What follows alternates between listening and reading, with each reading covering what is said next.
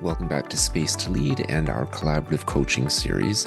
In our last episode, Suzanne Fox and I discussed collaborative readiness, the shared capacity to work together effectively at every level of an organization, both internally and externally. Today, we're going much deeper into one specific part of that model, trust. We explore what trust actually looks like in a working relationship, how it differs from psychological safety, and why even good people can struggle to build trust in a broken system. As Suzanne and I chatted, we realized that the depth of this conversation was a lot more that can fit into one episode. So today you'll be listening to part one, where we lay the conceptual foundation for trust, including the 4 dimensions of competence, reliability, integrity, and care. Welcome to Space to Lead, the podcast where leaders and teams come together to learn, grow, and thrive. Each episode brings fresh insights and real conversations with leaders and industry experts who are shaping the future of leadership. We explore strategies to build dynamic, engaging cultures, whether you're leading from the front or making an impact within your team. So take a deep breath, make some space, and let's lead together. Welcome back to the collaborative coaching series. In our last episode, Suzanne and I discussed collaborative readiness, which is the shared capacity of individuals, teams, projects, organizations, and systems to work together effectively toward outcomes that matter. We talked about how readiness is something that exists at every level, not simply as a quality of an individual leader or a single team. Today, we want to take one part of that model and go much deeper. We're talking about trust. Trust is one of the most frequently used words in leadership and collaboration. We say we need to build it, we say it's been lost, we say a team cannot collaborate without it, but trust can become so broad and abstract that it's difficult to know what to do with it. What does trust actually look like in a working relationship? How does psychological safety relate to trust? And what happens when people are individually trustworthy, but the project, organization, or wider system still does not feel safe? Yeah, that last question, David, is especially important because we often treat trust as a personality issue. We ask, do these people trust one another? But we know collaboration does not happen only between personalities. It happens between roles, decision structures, incentives, contracts, histories, and one of my favorites, power dynamics. And of course, there's always at the whole larger system, organizational cultures. So a group can contain very good people and still create an environment where people hold back and don't voice their opinions or say things. Leaders can genuinely invite honesty into a space, but still be part of a system that punishes maybe bad news or somebody bringing risk to somebody's attention. A project team can have really strong relationships, and still become very stuck because no one has the authority to decide. So when trust is weak, the answer is not always another relationship building exercise. Sometimes the work is safety. Sometimes the work is providing clarity. Sometimes it's about getting alignment. And sometimes it's actually about repair. I love in what you just said, how you highlighted what we're calling the 4 conditions of collaborative capacity: safety, clarity, alignment, and repair, because that's exactly where we want to go with this conversation today. So what we're going to do is we're going to take those 4 conditions and we're going to connect them back to collaborative readiness and explore this idea that trust isn't a single condition. It's evidence that people gather from how the whole collaborative system behaves. So there's a lot of moving parts and people are constantly analyzing and determining, can I trust what's going on here? Love that. Yeah. Juicy, eh? So juicy. Juicy, yeah, absolutely. So maybe a good place for us to start is by connecting the 2 models that we've been referencing. We spent a fair bit of time talking about collaborative readiness in our previous episode for anyone who hasn't had a chance to listen. And when we talk about collaborative readiness, what we're asking is at what level are we prepared or unprepared to work together? Is there a limitation at the individual level? Or maybe it's the team or project level, organizationally, or the broader system. So there's so many different ways that we can look at this. Collaborative capacity, though, asks a slightly different question. What are the conditions that need to be strong enough for collaboration to actually work and remain sustainable. Those conditions, as you already shared with us, safety, clarity, alignment, and when needed, repair. Yeah. Yeah. So really, David, I think, what we talk about is readiness helps us locate the issue. Capacity helps us diagnose what the collaboration actually needs. And the thing about that is trust runs through both. So in the readiness model, trust and safety appear as qualities we need at every level. Psychological safety is also part of the enabling foundation beneath that whole model. In the capacity model, which is what we're talking about today, safety is the first condition because people have to be able to tell the truth, right? Safety does not stand alone. So people also need to understand their roles and responsibilities, decisions and expectations. And I think you and I can both agree, we often find that there's an issue in that bucket of clarity. And then there's alignment around, alignment around purpose, priorities, and the outcomes we might be looking for in a team. And when they need to actually sit back and go, I think something's actually, my words, broken, and we need to repair that before something else goes wrong. So when these conditions are present consistently across a team, people begin to trust the collaboration itself, not only the individuals in it.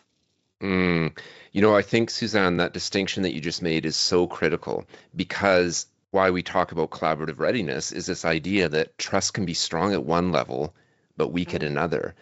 I might trust my colleagues, I trust you, and I know you and I have a good working relationship, but at the same time, I may not trust the organization to support us and the decisions that we make.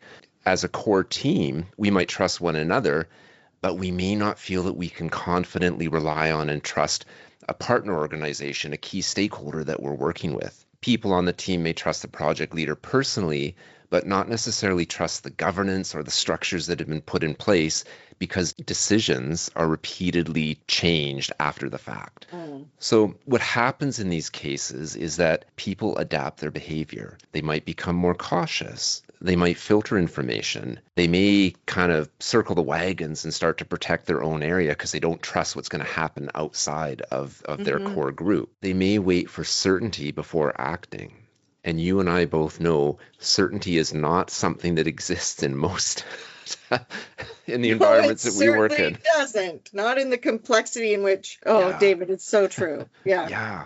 So and true. The problem is that these things we do, becoming cautious, filtering information, becoming protective, from an outsider looking in's perspective, it can look like resistance, it can look like poor collaboration, but it actually could be a rational response to what's been going on in the environment around them. Yeah. And David, what I hear is are they earning that trust and safety in that, right? So I agree 100%. And we have to be careful not to solidify those behaviors we see too quickly and base opinions and judgments around those. Because when people hold back, the useful question we actually need to ask them is, what have they learned about what happens here when someone takes a risk, right? Because that takes us directly into the relationship between trust and psychological safety. Yeah. Where is the trust strongest? Where is it weakest? What have people learned from previous experiences that are holding them, as you said, back in this place of caution or filtering information or protecting themselves? Yeah, gosh, it's so important. And I like that you talked about both trust and psychological safety, because I know for both of us, when we're working with individuals and teams, we often find that everyone sort of lumps it together as if they mean the same thing. And while they're absolutely connected, they're not the same thing. When we talk about trust, it's often relational and specific. So in some of my sessions when I talk with folks, I'll describe it as trust is more of a one-to-one sort of a dynamic. Yeah. I trust you. I trust that you're going to follow through when you say you're going to do something. It's sort of a me to you thing.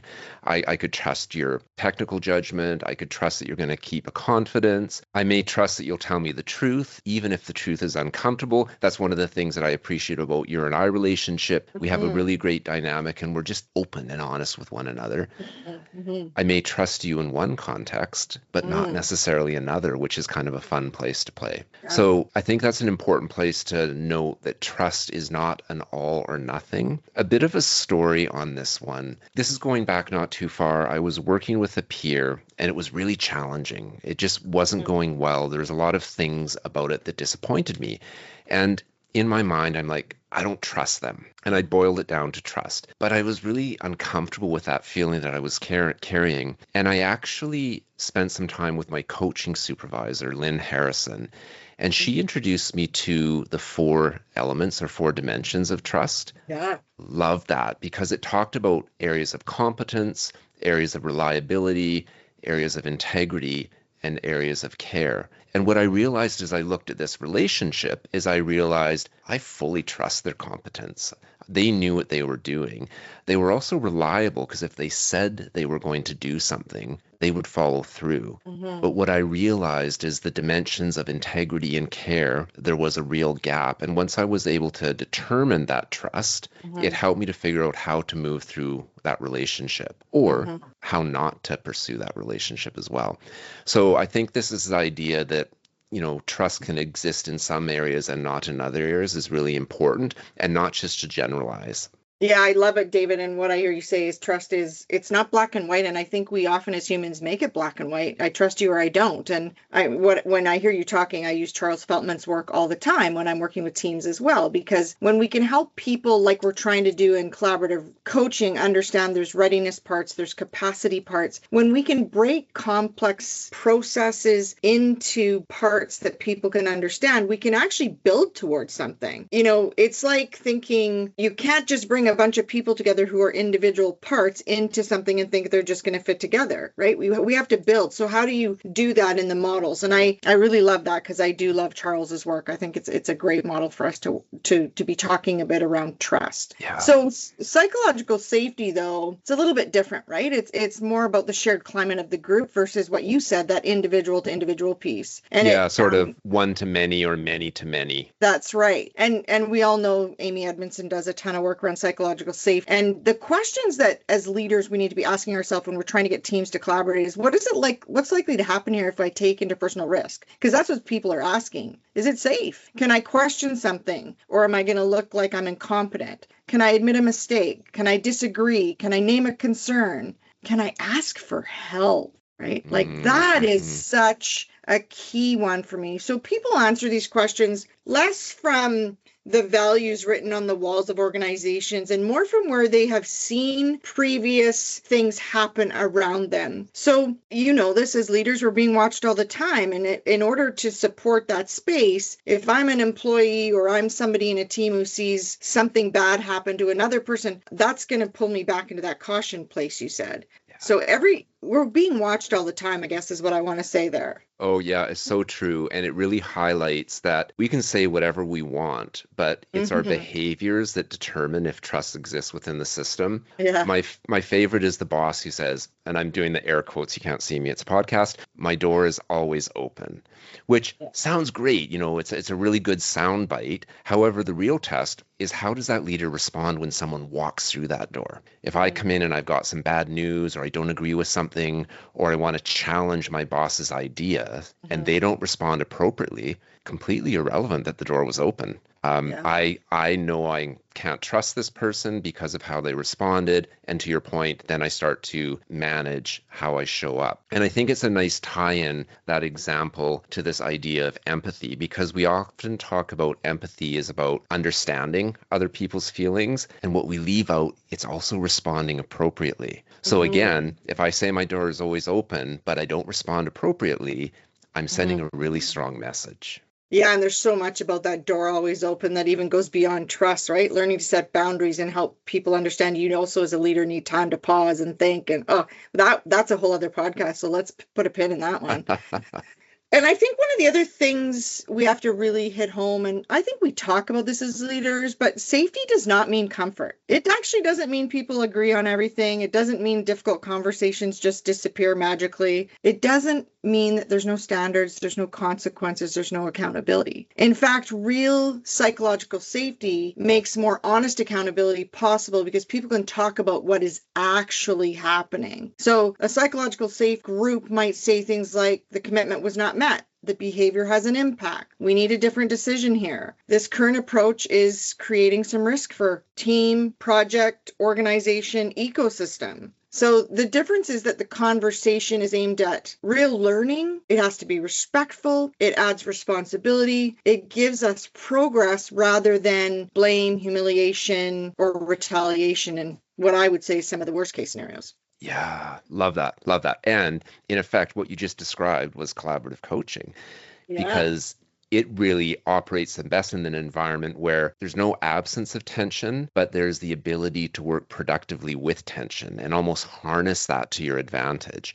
And the beauty is that that's when trust grows, when we can see that we can be open, we can be honest, and this team, the system, it can survive that tension. That's where the magic happens. Yeah, and I just want to add in another quote that I love so much from Brene Brown here, because I think it's important. Clear is kind and unclear is unkind. So we need to be making sure, as you said, that we're having that candor and we're doing those clear conversations respectfully, because when we're not, it's actually unkind and actually creates more of that caution in the unsafe environment. I just want to add it. Go ahead. I was just going to jump in there too, because it's such an interesting thing. What I would say is all of those things are true when they're in service of the team.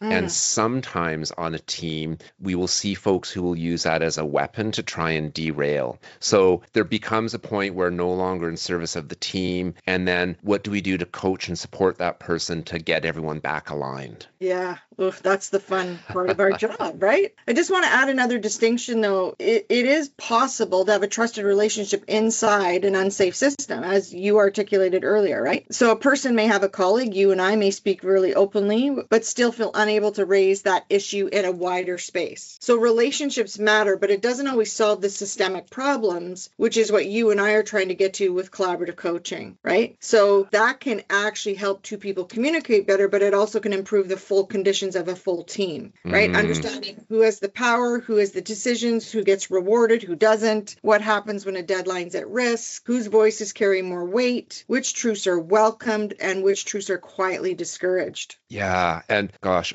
I'm sure I say this a lot and the listeners are probably going to get tired of hearing it, but I think it's so important. One of the things we often talk about is the limitations of different approaches within an organization. So at the individual coaching level, sort of what you talked about here, helping two people communicate better, that's great, and really good things can happen. But there can be limitations, because as I take all this great learning that I had with my coach and I take it to the team, sometimes you hit against what I call the brick wall, or the culture of the team, or the culture of the organization. Similarly, at team coaching, really great work, but there can be limitations, because if I'm working with an intact team, as they go and try and influence, let's say, an external stakeholder, they may also hit against the culture of that organization. And this is where collaborative coaching brings it all together, because it's all about not only working with an individual, the team, but it's about bringing all parts of the systems together. And this is where trust moves from just being something, this sort of out here concept or idea, to something that becomes embedded and part of the system. If we create an environment where people are paying attention to the broader system, in a sense, it's almost like they're constantly collecting evidence and noticing things.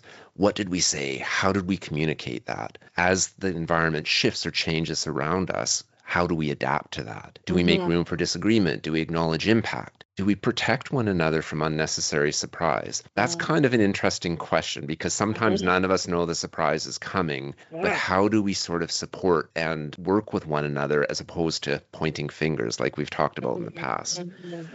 And then when we get down to things are difficult, there's things going on, that one element that we talked about earlier on when we talked about the model is, how do we repair what we miss? All of this evidence, without care and attention, becomes noise. But if we turn it from noise to evidence, how can we use that to continue building on that foundation of trust? Yeah. So true. I was thinking, David, of a story. I was doing a session last week with a team and sharing something that I used in my career when I was in big complex organizations. And now I share it because I think it's an important tool when, as a leader, you make mistakes, or I always say, I like to say I've skinned my knees, and that could be in a conversation. And how do I repair that when there's a miss? And I always used what I call the redo card. And I had the word redo on a little sticky note for myself. And I would go to colleagues and say, I'm not really proud of the conversation I just had with you, or I really messed that up. Could I please have a redo? redo. And I'd show my redo card. And it really supported that person to go and ease to, okay, let's do this again and try a different way, with my vulnerability of saying I messed up, because it happens. Leaders make mistakes. But how do we repair? So I love that piece of our model, and we don't want to have to be repairing all the time, but we do need to do that well. So let's keep going and talk about the model. Yeah, so rather than treating the model, while there is 4 conditions, let's maybe look at it, because we started talking about trust. Let's maybe look at how each element either strengthens or weakens trust. How does that sound? That sounds great. Do you want to kick us off? This concludes part 1 of our deep dive into trust, ending with Suzanne's powerful example of the redo card as a tool for personal repair. Because this conversation was so extensive, we split it here to give you time to reflect on these foundations and invite you to join us in the next episode, where we pick up right where we left off to examine the 4 conditions of collaborative capacity and how they practically apply to your teams and organizations.